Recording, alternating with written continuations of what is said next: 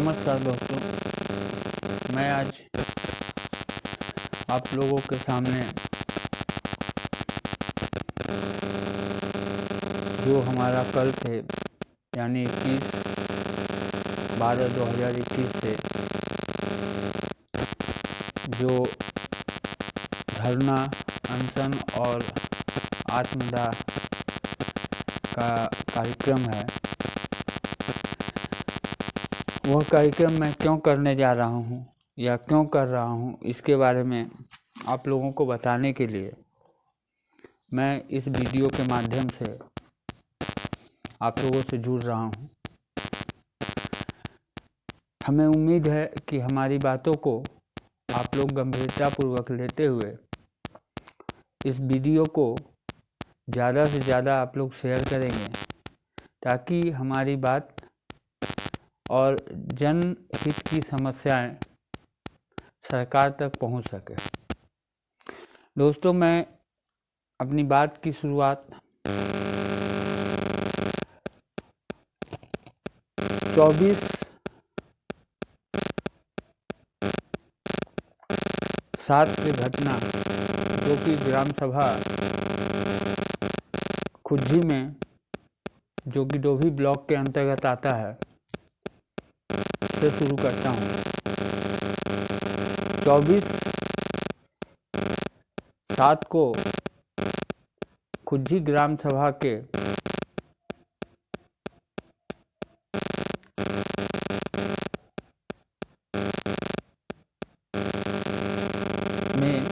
खुज्जी ग्राम सभा में एक तालाब था, जो कि ग्राम सभा की ज़मीन पर बनाई गई थी।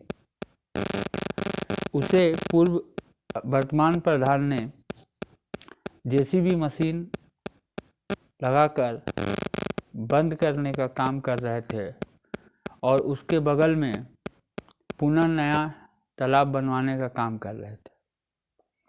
इसके बारे में मैंने जब वीडियो बनाकर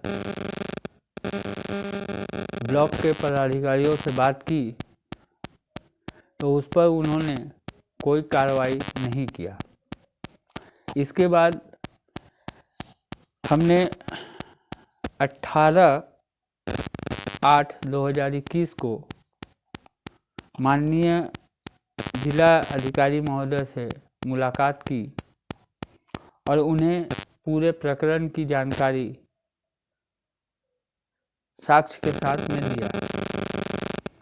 उन्होंने तुरंत सीडीओ साहब को लिखा और कहा कि एक जनपद स्तरीय टीम बनाकर इसकी जांच की जाए और त्वरित कार्रवाई की जाए। यह पत्र आप लोगों के सामने है, जिसमें उन्होंने साफ साफ अक्षरों में लिखा है। इसके बाद उस पर कोई कार्रवाई नहीं हुई। हमने जन सुनवाई में भी इसे डाला, तो जन सुनवाई के माध्यम से हमें बताया गया कि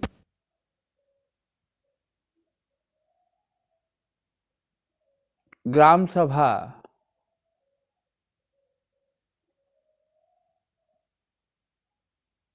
(112) ग्राम सभा खुज्जी में ऐसी कोई कार्रवाई नहीं हो रही थी और ट्रस्ट के अध्यक्ष लार्जरी सेठ भी के इच्छा अनुसार वहाँ पर तालाब और खेल का मैदान का निर्माण कराया जा रहा था और उसमें बताया गया कि शिकायतकर्ता का इससे कोई भी संबंध नहीं, इनका कोई भी व्यक्तिगत नुकसान नहीं। इस आख्या पर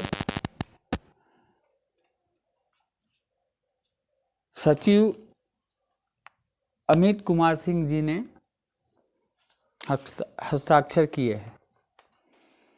इसके बाद मैं इस आख्या से संतुष्ट नहीं होते हुए फिर से जन सुनवाई में इसे डाला, तो फिर उसी तरह से गोल मटोल आख्या लगा दिया गया और सबसे अचंभे की बात यह है कि जो भी आख्या अभी तक लगाई गई है उसमें गवाह के तौर पर प्रधान से संबंधित लोग ही गवाही दिए हैं और दूसरे आख्या में भी सहायक विकास अधिकारी अजीत कुमार, अमित कुमार और अजीत यादव के हस्ताक्षर है। इसके बाद जब हम लोग जिला अधिकारी से मिलकर ज्ञापन देने के बाद जिला अधिकारी ने आदेश जारी किया, उस आदेश पर कोई कार्रवाई नहीं हुई और उस आदेश को जिला अधिकारी महोदय ने जन सुनवाई में लगाया। तो जन सुनवाई में लगाने के बाद फिर उस पर श्री राजेश कुमार सिंह यादव और श्री महेंद्र प्रताप ग्राम विकास अधिकारी महोदय द्वारा जांच करके एक रिपोर्ट लगाई गई और उस रिपोर्ट में भी गवाह प्रधान से संबंधित शिव कुमार और गजेंद्र जी का नाम दिया गया। उस रिपोर्ट में यह कहा गया है कि आवेदनकर्ता का शिकायतकर्ता का मोबाइल स्विच ऑफ था और वहाँ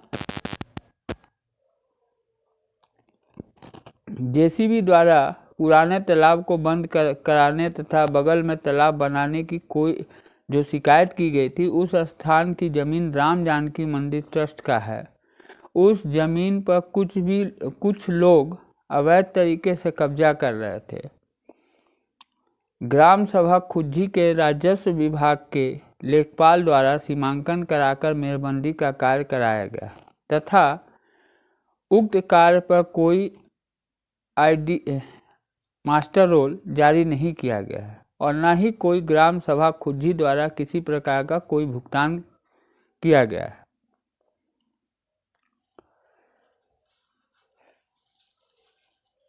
इसके बाद भी जब पुनः मैं जन सुनवाई पर इसको डाला तो फिर वही अधिकारी यह लिखते हैं कि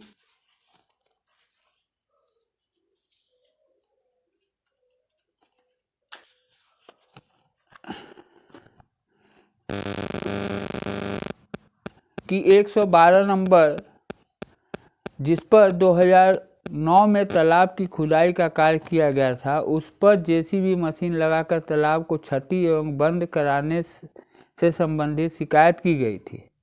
उक्त शिकायत पत्र की जांच कराई गई। जांचों उपरांत पाया गया कि गाटा संख्या 112 किसी भी प्रकार का कार्य 112 पर किसी भी प्रकार का कोई कार्य नहीं कराया गया। इसके बाद एक और रिपोर्ट लगाई गई जिसमें यह बताया गया कि गाटा संख्या 113 राम जानकी मंदिर ट्रस्ट की जमीन पर तालाब खोदवाए जाने से संबंधित शिकायत की गई थी। उक्त शिकायत पत्र की जांच कराई गई। जांचों उपरांत पाया गया कि गाटा संख्या 112 पर पूर्व में तालाब का खुदाई कार्य किया गया था, किंतु किसी कारणवश तालाब का कार्य पूरा नहीं हो सका। गाटा संख्या 113 राम जानकी मंदिर ट्रस्ट की जमीन है, जिस पर ग्राम सभा से मनरेगा योजना अंतर्गत कोई कार्य नहीं कराई गई है और न ही किसी प्रकार का भुगतान किया गया है। चूँकि गाटा संख्या 113 राम जानकी मंदिर ट्रस्ट का जमीन है जो संबंधित ट्रस्ट के अधिकार में नहीं आता है, संबंधित ट्रस्ट के अधिकार क्षेत्र में आता है, जिससे संबंधित जानकारी ट्रस्ट ही दे सकता है। यह बात इसलिए लिखी गई कि जब इन्होंने बताया कि इस पर कुछ अवैध लोग, राम जानकी मंदिर ट्रस्ट के ज़मीन पर कुछ अवैध लोग कब्जा कर रहे थे, तो उसकी सूचना ट्रस्ट द्वारा दिए जाने पर लेखपाल द्वारा जांच करके उस पर मेड़बंदी कराई गई। इस पत्र को पाने के बाद हमने लेखपाल महोदय से बात की, तो लेखपाल महोदय ने बताया कि ऐसा कोई बात नहीं है, मैं कोई जांच करने के लिए नहीं गया था और न ही उस पर मेड़बंदी कराने का मेरा अधिकार है। मेरा अधिकार अधिक से अधिक यह है कि हम उस पर उन लोगों को ये बता सकते हैं कि आपका ज़मीन कितने नंबर पर है। दूसरी बात, यह बात इसलिए भी लिखी गई कि हमने सवाल पूछा कि जिन अवैध लोगों के बारे में बताया जा रहा है इस जांच रिपोर्ट में कि वो लोग कब्जा कर रहे थे, तो मेरा सवाल था कि क्या ट्रस्ट ने उन अवैध लोगों के खिलाफ कोई भी शिकायत पत्र थाने में दिया था, और यदि दिया था तो उस पत्र की प्रति हमें दी जाए। यह सब प्रश्न रखने के कारण यह रिपोर्ट दी गई। इसमें सबसे एक इंटरेस्टिंग बात यह भी है कि यह जो बताया जा रहा है कि गाटा संख्या 112 में पूर्व में तालाब था और गाटा संख्या 113 जो है वह राम जानकी मंदिर का ट्रस्ट का है, तो मैं आप लोगों को उस ज़मीन के पेपर के माध्यम से यह बता दूं कि गाटा संख्या 113 जो है, जो ये लोग बता रहे हैं कि राम जानकी मंदिर का है, वह 113 जो है चूँकि ग्राम सभा की ज़मीन है वह पोखरा है, और गाटा संख्या 112 जो यह लोग बता रहे हैं कि ग्राम सभा की ज़मीन है, वह ज़मीन चूँकि राम जानकी मंदिर के नाम से रजिस्टर्ड है। अब आप इसी से समझें कि जांच किस तरह की गई, कैसे रिपोर्ट बनाया गया, किनके कहने पर रिपोर्ट बनाया गया। और मैं आपको एक प्रमाण और दिखाता हूं कि इन्होंने कहा कि 112 और 113 पर कोई कार्य नहीं हुआ। इनके बताए अनुसार जो 112 ज़मीन है, जो कि राम जानकी मंदिर ट्रस्ट का बता रहे हैं ये लोग, और 113 जो है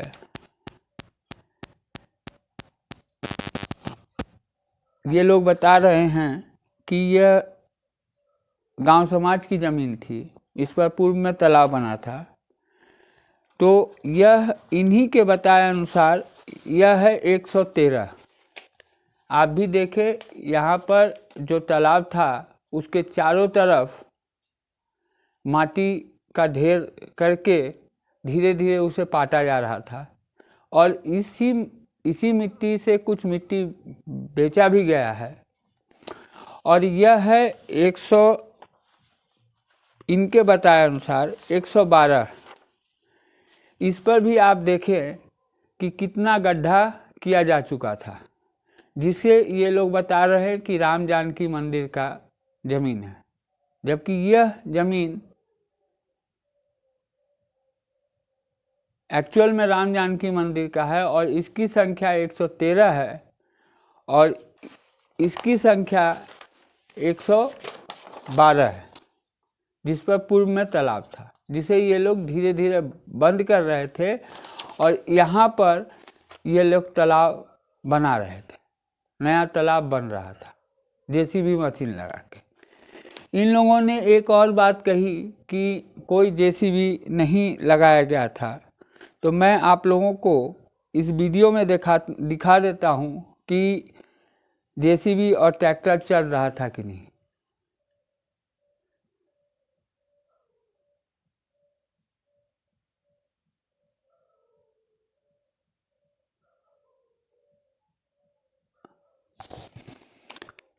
अब मैं ये आप लोगों के माध्यम से जानना चाहता हूँ, और ये एक बात और, ये रही 2009 के पेपर कटिंग, दैनिक जागरण में छपा था कि जो गांव समाज की ज़मीन पर तालाब बन रहा था उसमें भी ट्रैक्टर और जेसीबी लगा के काम हो रहा था उस समय भी।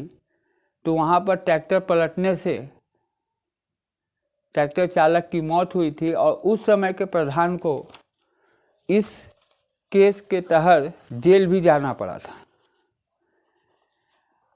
अब आप ही बताएं कि जिला अधिकारी महोदय के आदेश के बावजूद भी कोई जिला स्तरीय कमेटी जांच करने नहीं आई, और ब्लॉक स्तर से ये लोग बंद कमरे में बैठकर किसके कहने पर इस तरह की रिपोर्ट, जो रिपोर्ट अपने आप में भ्रष्टाचार और मिलीभगत का सबूत पेश कर रहा है, इन्होंने दिया। मैंने जब जांच अधिकारी महेंद्र प्रताप सिंह से बात की तो उन्होंने कहा कि हमारे पास जांच करके जो रिपोर्ट आया मैं उस पर सही कर दिया। ऐसे अधिकारियों को मैं सत नमन करता हूं कि जो जनता की सेवा के लिए जिन्हें पदभार दिया गया है और वह यह उचित नहीं समझते कि वह ऑन द स्पॉट जाकर स्वयं जांच करें, और उन्हें जो भी जांच करके दे दिया जाता है उस पर वो सही कर देते हैं। जब यह सवाल हमने पूछा उनसे तो उन्होंने कहा कि ठीक है, आपको जहाँ जाना है, जिनको कहना है, जिस अधिकारी को कहना है, डीएम साहब को कहना है, जिनको कहना है आप कह सकते हैं। अब आते हैं, यह तो एक प्रकरण हुई, अब आते हैं दूसरे बात पर। दूसरा बात हमारा है कि मुझे जहाँ तक सूचना है कि ग्राम सभाओं में जो प्रधानमंत्री आवास योजना के तहत आवास आवंटित की जा रही है, शौचालय आवंटित की जा रही है, उसमें प्रधान के द्वारा कुछ पैसे लेकर जो लोग पैसा दे रहे हैं उन्हें आवास और शौचालय आवंटित की जा रही है। लेकिन मैं बिना तथ्य, बिना प्रमाण के किसी पर कोई आरोप नहीं लगाना चाहता, इसलिए मैंने शुरुआत अपने ग्राम सभा से की, और अपने ग्राम सभा के में 2020-21 में अलॉट हुए आवास का एक रिपोर्ट लिस्ट मंगवाया। उसमें मैंने जांच किया तो पाया कि कुछ उसमें बहुत सारे ऐसे लोगों को आवास दिया गया है जिनका पहले से ही पक्का मकान था।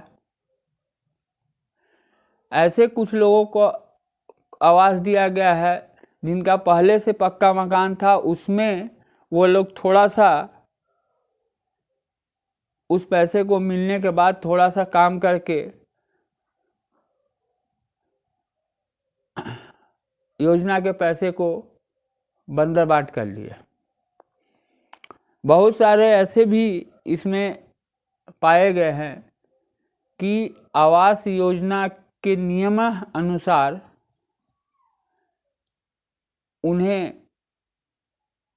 आवास न अलॉट करके नियम को ताक पर रख के दिया गया है कि एक ही परिवार के कई लोगों को आवास दिया गया है। अब रहा कि प्रधान जो पैसे ले रहे हैं उसका प्रमाण देने की बात, तो उसमें समस्या यह है कि गांव के भोले भाले लोग सामने आके यह बात कहने में डरते हैं। उनके मन में यह चलता है कि मैं जिस दिन यह बात सामने कह दूंगा तो प्रधान हमें परेशान करेगा या हमारा नाम आवाज़ से हटा देगा, इसलिए वह चुप लगा जाते हैं और साइलेंट होकर कैमरे के पीछे वो बोलते हैं, लेकिन कैमरे में आके या प्रामाणिक तौर से बोलने में वह डरते हैं। दूसरा समस्या कि मैंने अपने, और यह प्राय सभी ग्राम सभा की स्थिति है, कहीं पर अधिक है कहीं पर कम है, लेकिन है सभी जगह। अधिकारियों को इस पर कहने पर अधिकारी कहते हैं कि क्या करें, लोग बोलना ही नहीं चाहते।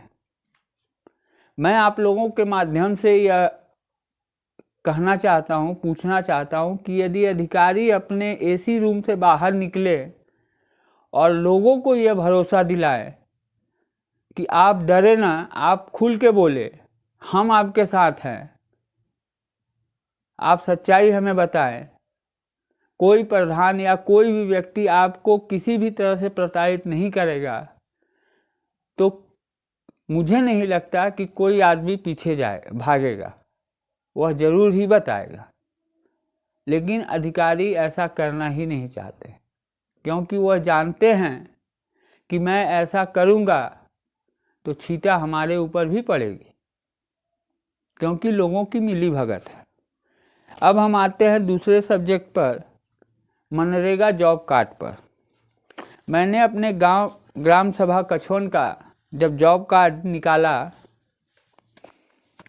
तो लगभग मैंने पाया 60-70 लोगों का नाम है। इसमें भी यदि गंभीरता से जांच की जाए तो इसमें भी पाया जाएगा कि इसमें बहुत सारे ऐसे लोगों का नाम है जो कभी भी एक दिन भी काम नहीं किए हैं, लेकिन उनके नाम पर भी पैसा उनके खाते में मंगाया जाता है और बैंक में जाकर पैसा निकलवाया जाता है और उन्हें 200-500 रुपया दे दिया जाता है और बाकी पैसा बंदरबांट आपस में हो जाता है। इसमें भी समस्या यह है कि बहुत सारे लोग सामने आकर नहीं बोलना चाहते। इसका रीज़न है कि सोचते हैं कि अरे चलो, जो ही 200-500 रुपया आ जा रहा, हमारा क्या जा रहा, कौन प्रधान से लड़े, कौन अधिकारियों से जाके भिड़े। आज हम भिड़ेंगे, लड़ेंगे, कल हो सकता है हमारे ऊपर झूठा केस मुकदमा या किसी भी बात में हमें डालकर फंसा दिया जाएगा। यह है दूसरी समस्या। अब मैंने कुछ दिन पहले जब अपने ग्राम प्रधान को 8 लोगों का नाम लिस्ट करके और उनका डॉक्यूमेंट्स लगा के दिया कि इन लोगों का शौचालय नहीं है, कृपया इन लोगों का शौचालय की व्यवस्था की जाए।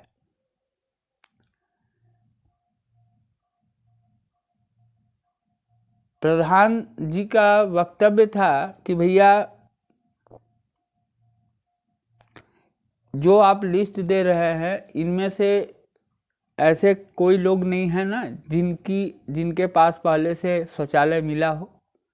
मैंने उनसे कहा कि यदि आपकी जानकारी में हो, आपके पास जो लिस्ट है उसमें यदि उनका नाम हो तो उन्हें हटा दीजिएगा और जिनका नहीं है उनका कम से कम कर दीजिएगा।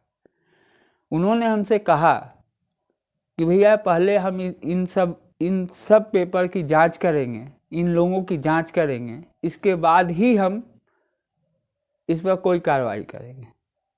हमें अच्छा लगा यह बात सुन के कि प्रधान जी इतनी ईमानदारी की बात कर रहे हैं। तो मैं आप लोगों के माध्यम से प्रधान जी से यह भी कहना चाहता हूं कि उसी ईमानदारी से गांव के विकास के हर कार्य को वह करें, तो हमें और भी गर्व होगा कि चलिए प्रधान जी बहुत ही ईमानदारी से काम कर रहे हैं।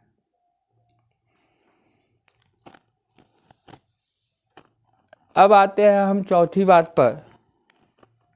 18 तारीख 2021 के 7वें महीने में मैंने विधायक जी को एक पत्र लिखा और उनसे मिलकर अपने गांव के कुछ विकास कार्यों के लिए कहा, जिसमें था पहला पोखरा का सौंदर्यीकरण, पोखरा के पास सामुदायिक शौचालय की व्यवस्था करना, गांव के कछौन गांव के राजभर बस्ती से शिव मंदिर तक लगभग 300 मीटर का खरंजा।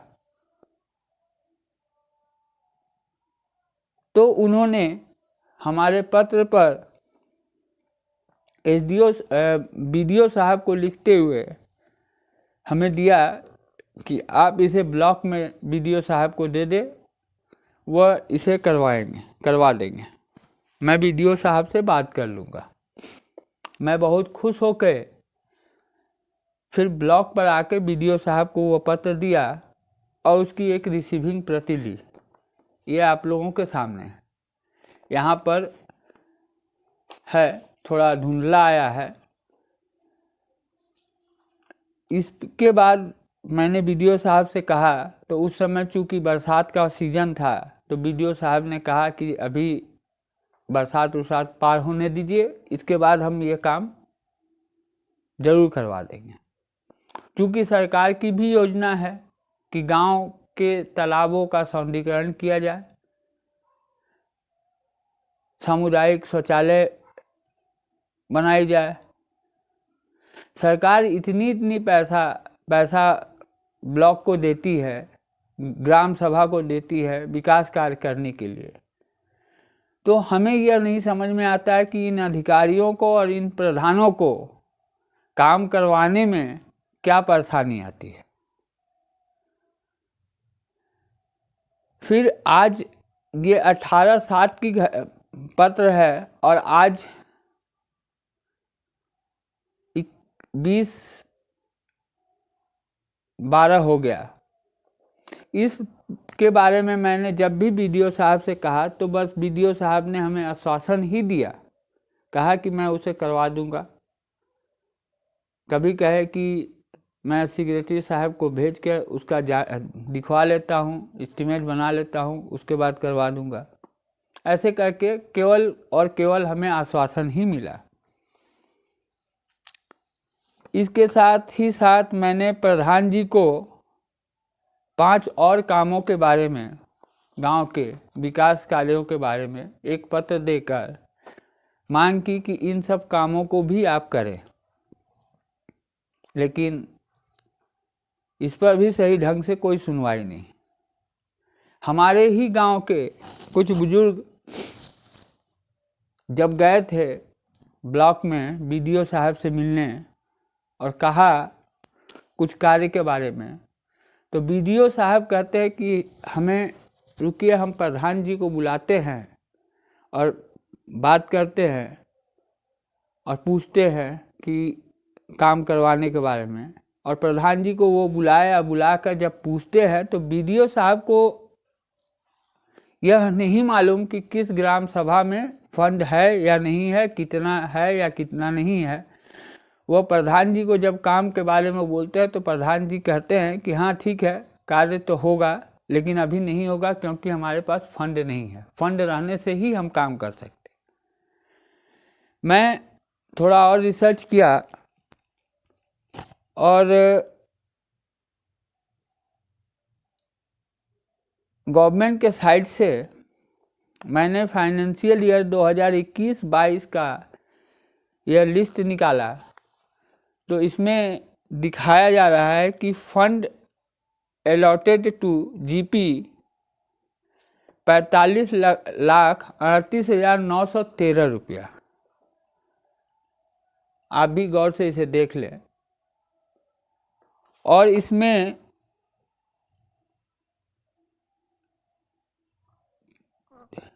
89 कार्य के लिए 36,95,202 रुपया का बताया जा रहा है।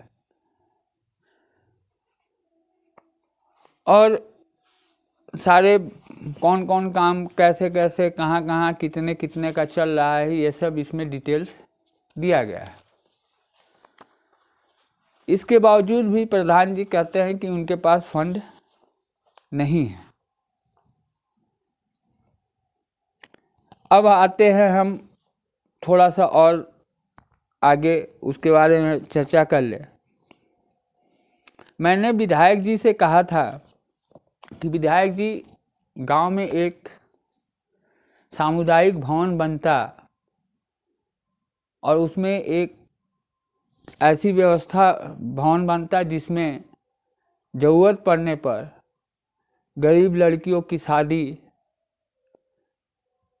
में वो उपयोग होता है। गांव में कोई कार्यक्रम होता उसमें वो उपयोग किया जाता। वहाँ पर एक उसी में पेपर बुक की व्यवस्था हम लोग अपने तरफ से करते ताकि यहाँ के गांव के बच्चों को एक लाइब्रेरी, छोटा सा लाइब्रेरी की फैसिलिटी उसमें मिल पाती। बड़े बुजुर्ग शाम के टाइम सुबह के टाइम वहाँ बैठ के पेपर पढ़ते तो कितना अच्छा होता।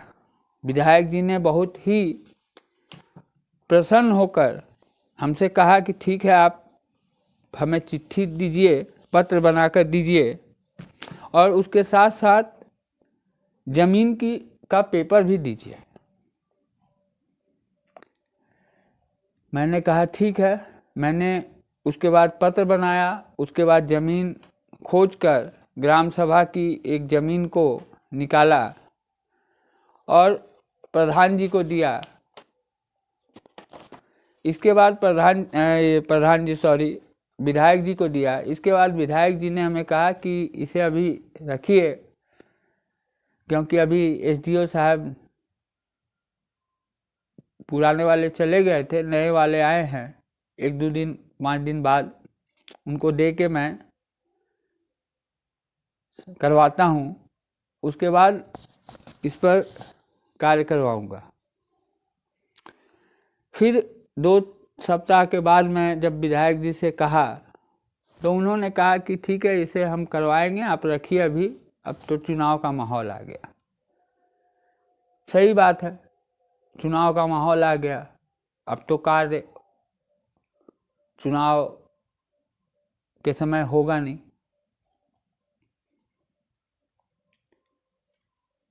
तीसरी समस्या जो बात है यह है विद्युत विभाग से रिलेटेड। इसके बाद यह आवेदन में विद्युत विभाग के एसडीओ साहब को 1/11/2021 को दिया था कि खुज्जी ग्राम सभा में एक स्वर्गीय भानु प्रताप सिंह जी हैं, उनके घर के ठीक बगल से 11,000 का सप्लाई गया हुआ है। बीच में वह तार टूट गया था, उस समय करंट भी था, तार टूट गया था। वह तो अच्छा था, किस्मत अच्छा था कि कोई दुर्घटना नहीं घटी। फिर सूचना देने पर विद्युत विभाग के अधिकारी आए, नया तार लगाकर फिर उसे ठीक कर दिया। लेकिन हमने यह डिमांड किया था, कहा था कि इस तरह की घटना पुनः हो सकती है, चूँकि घर से एकदम सटा हुआ 11,000 का लाइन गया है। ये आप लोग फोटो भी मैंने खींचा, ये आपको दिखा दूँ। ये घर है उनका, और इसी के ठीक बगल से लाइन गया है, ये है। इसके बाद इस पर मैंने जेई साहब से भी बात की। जेई साहब ने हमें कहा कि ठीक है, हम उसके नीचे उसे मैं नेट द्वारा, तार देकर नेट द्वारा उसको कवर करवा देता हूँ, ताकि भविष्य में भी कोई दुर्घटना न घटे और तार टूटे भी तो किसी तरह का जान माल का नुकसान न हो। मैंने कहा ठीक है, आप वही कर दीजिए। फिर बहुत समय बीतने के बाद फिर मैंने जब जेई साहब से कहा तो जेई साहब ने हमें जवाब दिया कि मैं ठेकेदार को सारा सामान दे चुका हूँ, अब ठेकेदार 2-4-10 दिन में काम करेगा। 10 दिन पार होने के बाद मैं फिर जेई साहब से बात किया तो जेई साहब हमें कहते हैं कि अरे आप एसडीओ साहब से बात कीजिए, मैंने तो सामान दे दिया है, अब एसडीओ साहब परमिशन करेंगे तो वह तार लगेगा। अब आइए, एक और समस्या थी कि कछवन गांव के पिकौरा में जो किसान लोग हैं, उनकी खेत है, उन्हें सिंचाई में बहुत कठिनाई होती है। बहुत दूर से पैसा खर्च करके बहुत दूर से पानी लाना पड़ता है, जिसमें बहुत सा पानी बर्बाद भी हो जाता है।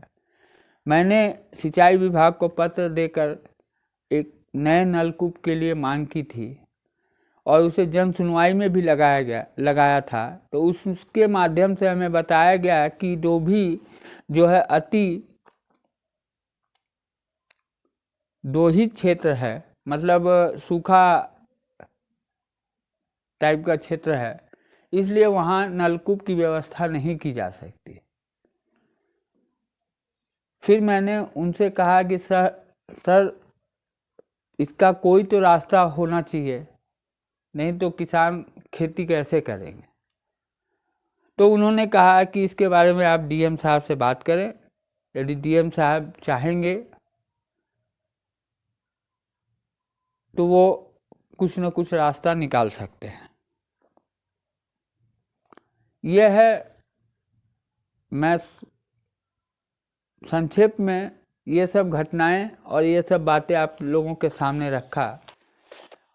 अंत में मैं एक बात और रख देता हूँ हमारे यहाँ के माननीय सांसद जी के बारे में।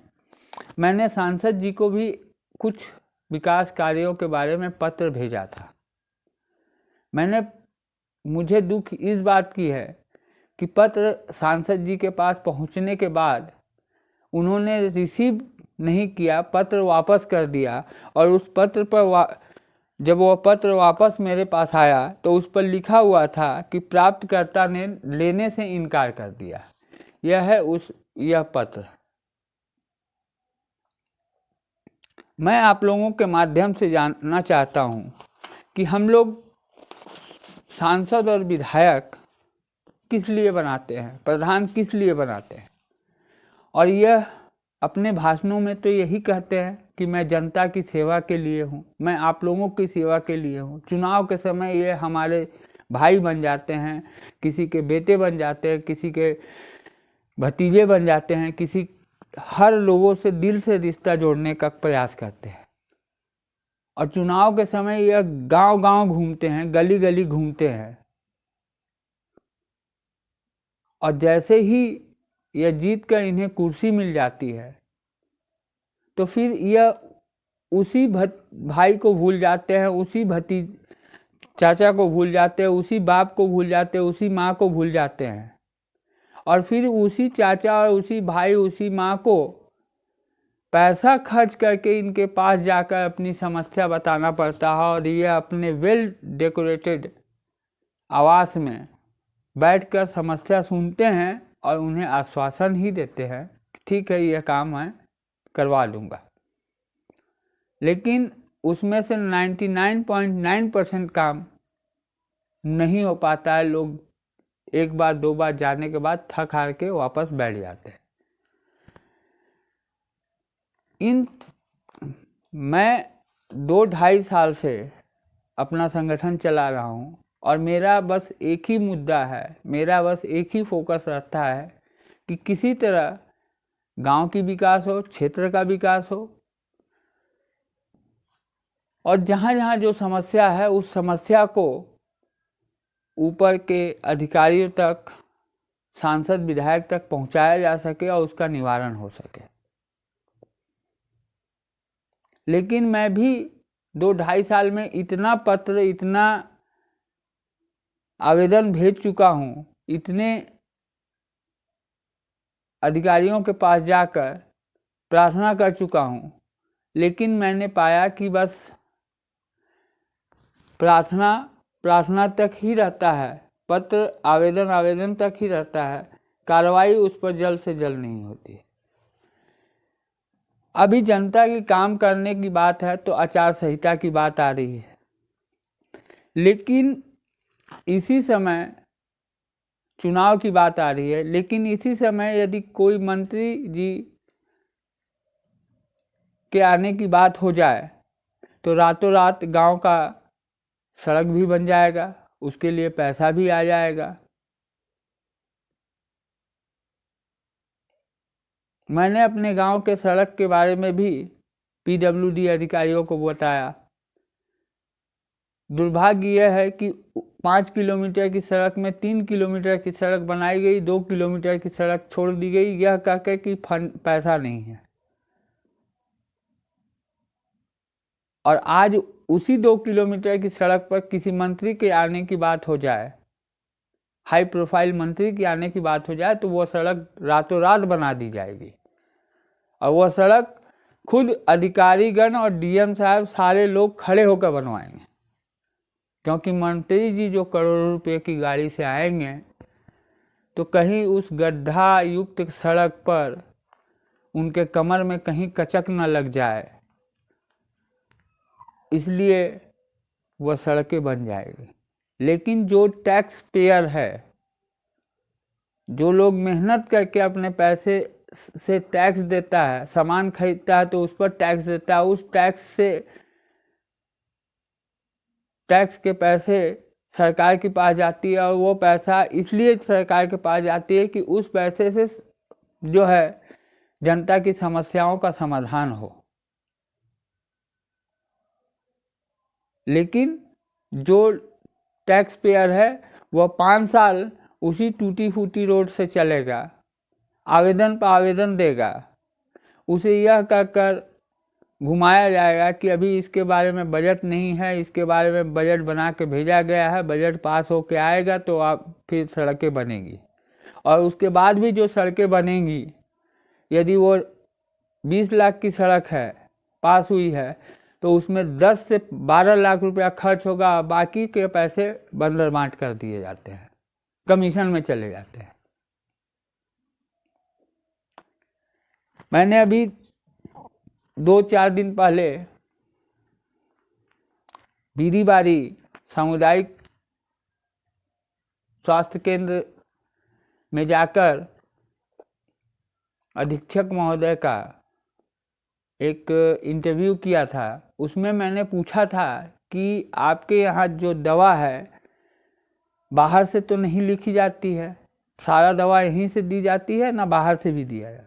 अधीक्षक महोदय ने हमें बताया था कि सारी दवा जो हम लोग बाहर से कोई दवा हम लोग नहीं लिखते हैं, सब हॉस्पिटल से ही मुफ्त में दी जाती है। लेकिन हमारे पास 12 से 13 ऐसे पर्ची आए हैं, और उसके बारे में जब मैंने पता किया तो उसमें पता चला कि 80 से 90% दवा जो है बाहर के दुकानों से लिखा जाता है। लेकिन वही बात आके खड़ी हो जाती कि जनता बोल नहीं पाती है, क्योंकि उन्हें डर होता है कि मैं यदि इस चीज़ को हाईलाइटेड करूँगा, बोलूँगा, तो किसके पास बोलूँ,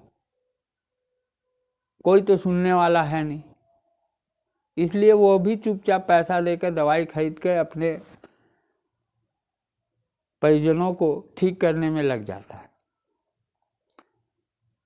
मैंने अधीक्षक महोदय को एक आरटीआई के माध्यम से पूछा कि अभी वर्तमान में कुछ समय पहले उन्हें उस सामुदायिक स्वास्थ्य केंद्र को 19 लाख के आसपास फंड मिला था विकास कार्य करने के लिए। मैंने वो जवाब मांगा कि आप हमें बताएं कि वो किस मद में मिला था और उसका कहाँ कहाँ उपयोग किया गया है। तो अधीक्षक महोदय ने पत्र आरटीआई रिसीव करने के बाद उसका जवाब देने पर फोकस न बना के वह अपने कुछ लोगों के माध्यम से हमारे तक फ़ोन करवाना शुरू कर दिए और फ़ोन करवा के हमें समझा रहे हैं कि आप इस मामले से में थोड़ा शांत हो जाएं, इस पर कुछ नहीं बोले, वो अच्छे लोग हैं। तो मैं आप इस वीडियो के माध्यम से आप लोगों के माध्यम से यही कहना चाहता हूं कि अधीक्षक महोदय यदि इतने ही ईमानदार है, वो कहीं भी गलत नहीं है, तो वो ये जो फ़ोन करवा रहे हैं, ये फ़ोन करवाना बंद करके वह 30 दिनों के अंदर वो आरटीआई के माध्यम से पूछे गए सवाल का जवाब हमें दें और बताएं कि उन्होंने जो विकास कार्य के पैसे उन्हें मिला था, उनको मिला था, वो पैसा वो कहाँ कहाँ खर्च किए। दूसरी बात, विभाग द्वारा बीरीबारी सामुदायिक स्वास्थ्य केंद्र में जब एक बड़े बाबू, जो पूर्व के बड़े बाबू थे, उनका जब ट्रांसफ़र हो गया, वो यहाँ से चले गए, तो एक दूसरे बड़े बाबू की नियुक्ति की गई। दुर्भाग्य की बात यह है कि उस बड़े बाबू को आज तक अधीक्षक महोदय ने पूरे तरह से चार्ज नहीं दिया है और ना ही वह काम कर पा रहे हैं। ऐसा क्यों? हमारे तक ये भी सूचना है कि इस सामुदायिक स्वास्थ्य केंद्र में जो यहाँ के स्टाफ नहीं हैं, वह बाहरी लोगों को से हॉस्पिटल के जरूरी कागजात, फाइलों को पर काम करवा रहे हैं। अब इसमें कितनी सच्चाई है, यह तो जांच का विषय है, लेकिन बात आकर वहीं खड़ी हो जाती कि आखिर जांच करेगा तो कौन। इन सभी बातों से मैं थक हार के मैंने यह डिसीजन किया और मैंने एक पत्र राष्ट्रपति, प्रधानमंत्री, मुख्यमंत्री, डीएम साहब, एसपी साहब, पूर्व मुख्यमंत्री अखिलेश यादव, पूर्व मुख्यमंत्री मायावती जी, प्रियंका गांधी जी, ओम प्रकाश राजभर जी और पत्रकार बंधुओं को भेजा है कि मैं 21 तारीख से धरना दूंगा, इसके बाद अनशन, और इसके बाद भी हमारी बात को कोई नहीं सुनेगा और इस पर कोई कार्रवाई नहीं होगी, तो फिर मैं आत्मदाह करूंगा। यही कह के मैं अपनी बात को समाप्त करता हूं। यदि आप लोगों के मेरे बात में कोई भी सच्चाई समझ में आए तो हमें समर्थन देने के लिए इस वीडियो को ज़्यादा से ज़्यादा शेयर करें और हमें हमारे संगठन को और हमारे विषयों को समर्थन यदि देते हुए आप लोग अपना आशीर्वाद हमारे ऊपर बनाएं, ताकि हम इस लड़ाई में सफलता पा सकें। जय हिंद,